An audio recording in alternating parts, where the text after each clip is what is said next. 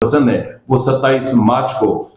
جو ہے وہ یوم سیاہ مناتے ہیں۔ بنیادی طور پر 14 اگست کو 1947 کو پاکستان کے آزاد ہوتے ہی 15 اگست کو کلات کی آزاد ریاست کا اعلان کیا گیا تھا، تاہم پھر 27 مارچ 1948 کو کرنل گلزار احمد نے